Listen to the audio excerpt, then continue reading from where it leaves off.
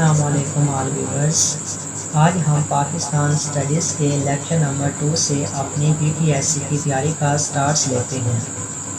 ہم نے پڑھا کہ پاکستان 14 اگست 1947 کو مرز وجود میں آیا اور انڈیا 15 اگست 1947 کو بنا، لیکن پاکستان بننے کے بعد پاکستان کو بہت سی مشکلات کا سامنا کرنا پڑا، کیونکہ پاکستان آزاد ہونے کے 2 ماہ بعد ہی بھارت نے کشمیر پر حملہ کر دیا اور پاکستان اور بھارت کے درمیان جنگ شروع ہو گئی۔ یہ جنگ 1947 سے لے کر 1949 تک رہی اور اس جنگ کو انڈو پاک وار کا نام دیا گیا۔ اس کے بعد 17 اگست 1947 کو ایک کمیشن بنایا گیا جسے ریڈ کلف ایوارڈ بھی کہا جاتا ہے۔ ریڈ کلف ایوارڈ 17 اگست 1947 کو یہ ریڈ کلف سے منسوب ہے، اس لیے کہ ریڈ کلف ایک لائر تھا جس نے باؤنڈری کمیشن بنایا، اس لیے اس ایوارڈ کو باؤنڈری کمیشن بھی کہا جاتا ہے۔ اس ایوارڈ کے مطابق پنجاب اور بنگال کو 2 حصوں میں تقسیم کرنا تھا۔ اس کمیشن میں پنجاب کی طرف سے 2 لوگ شامل ہوئے اور بنگال کی طرف سے 2 لوگ شامل ہوئے۔ یہ بھی سوال اکثر پوچھا جاتا ہے۔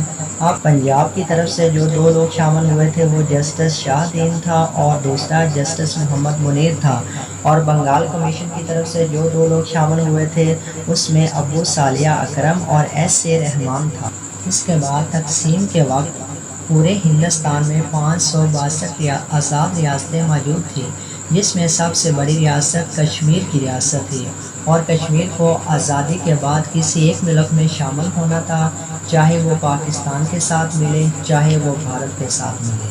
لیکن کشمیر کی سرحد کیونکہ پاکستان سے ملتی تھی اور وہاں مسلمان اکثریت میں تھے، اس لیے کشمیر کا پاکستان کے ساتھ الحاق ہونا تھا اور یہ فطری بات تھی۔ لیکن اس وقت جو کشمیر کے مہاراجا تھے وہ ہری سنگھ تھے۔ کشمیر میں جو مسلمان تھے وہ مسلمانوں کی حمایت کر رہے تھے، ان کا قتل عام شروع کر دیا۔ اگر پاپولیشن کو دیکھیں تو 78% جو آبادی ہے وہ مسلمانوں کی تھی، اس میں کشمیر میں۔ لیکن جب کشمیری مسلمانوں نے دیکھا کہ یہاں ہماری تعداد کم ہو رہی ہے، ہر روز قتل عام ہو رہا ہے، تو انہوں نے ہری سنگھ کے خلاف بغاوت شروع کر دی۔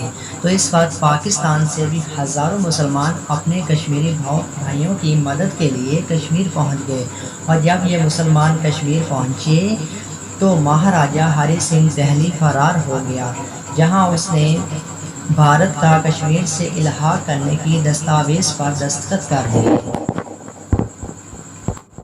تو اس وقت جیسے ہی دستاویز پر دستخط ہوئے تو بھارت نے جنگی طیاروں سے فوج کشمیر پر اتاری اور فوج کے ذریعے کشمیر کے شہر سری نگر پر قبضہ کر لیا۔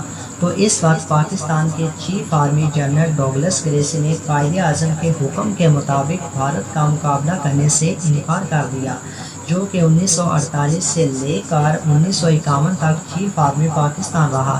لیکن جب بھارت نے کشمیر پر قبضہ کر لیا تو اس وقت جنرل گریسی نے فوج بھیجی، لیکن اس وقت بہت دیر ہو چکی تھی۔ لیکن پھر بھی یہ ہوا کہ پاکستان کی فوج نے اس جنگ میں گلگت بلتستان اور کشمیر کی حفاظت کی۔ جنگ لگی رہی، لیکن بھارت نے اس مسئلے کو 1 جنوری 1948 کو اقوام متحدہ UNO یونائٹڈ نیشن آرگنائزیشن میں لے کر چلا گیا، لیکن کوئی فائدہ نہ ہوا۔ وہاں قراردادیں ہوئی لیکن کوئی مسئلہ حل نہ ہوا۔ الٹا پاکستان سے کہا گیا کہ وہ کشمیر سے فوج واپس ہٹا لیں۔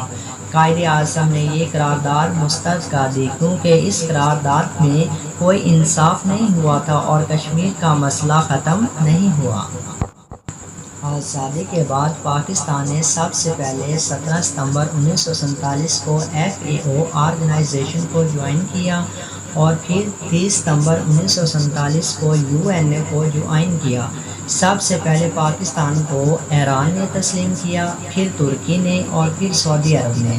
لیکن جب پاکستان UNO اقوام متحدہ کا رکن بنا تو ایک ملک ایسا تھا جس نے پاکستان کو تسلیم کرنے سے انکار کر دیا۔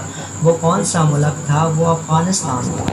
اثاثہ جات کی تقسیم میں 36% جو اثاثے تھے وہ پاکستان کے لیے اور 64% بھارت کے لیے مختص کیے گئے۔ تو یہاں پر بھی ناانصافی سے کام لیا گیا۔ پھر پاکستان نے ایک اور آرگنائزیشن کو تسلیم کیا، وہ کیا تھی؟ وہ ILO تھی، جسے 1947 کو ہی جوائن کیا گیا۔ پھر 1 جولائی 1947 کو قائد اعظم نے اسٹیٹ بینک کا افتتاح کیا۔ آزادی کے وقت پاکستان کا کوئی آئین نہیں تھا۔ 1935 کے برطانوی آئین کو ہی کچھ تبدیلیوں کے بعد پاکستان میں نافذ کر دیا گیا۔ جب پاکستان کو ایران نے تسلیم کیا تو اس وقت فرانس ایسا ملک تھا جس میں پاکستان کا سب سے پہلے پرچم لہرایا۔ پاکستان کا پہلا سکہ بھی 1948 میں ایشو ہوا اور پاکستان کا فرسٹ ریڈیو اسٹیشن بھی 1948 میں بنا۔ پھر قائد اعظم بیماری کا شکار ہو گئے تو قائد اعظم کو کوئٹہ زیارت سے کراچی لایا گیا۔ قائد اعظم کو TB کی بیماری نے گھیر لیا تو اس بیماری میں آپ کے پاس آپ کی بہن محترمہ فاطمہ جناح اور ڈاکٹر پٹیل تھے جو آپ کے علاج میں مصروف تھے۔ آخرکار 11 ستمبر 1948 کو کراچی میں وفات پائی تو اس وقت آپ کے آخری الفاظ تھے اللہ پاکستان۔ آپ کے جنازے میں 6 لاکھ لوگ شریک تھے اور آپ کا جنازہ علامہ شبیر عثمانی نے پڑھایا۔ 1948 کو ہی عرب اسرائیل جنگ ہوئی تو اس وقت کچھ ہندو انتہا پسندوں کے ہاتھوں گاندھی کا قتل ہوا۔ پھر اس کے بعد دسمبر 1948 کو سردار عبدالرحمن آب نشتر کی سربراہی میں ایک کمیشن بنایا گیا جس میں قومی ترانہ پاک سرزمین کو سلیکٹ کیا گیا اور یہ ترانہ حفیظ جلندری نے لکھا اور اس میں جو دھن یا میوزک ہے وہ غلام احمد علی چھاگلا نے لگائی۔ اس کے ساتھ ہم PPSC کے کچھ پاس پیپرز کی طرف نظر دہراتے ہیں۔ اس میں پٹواری، جونیئر کلرک اور کمپیوٹر آپریٹر کے کچھ پیپرز شامل ہیں۔ اس کے بعد ہم جونیئر کلرک، پٹواری اور کمپیوٹر آپریٹر کے کچھ پیپرز کو دیکھتے ہیں۔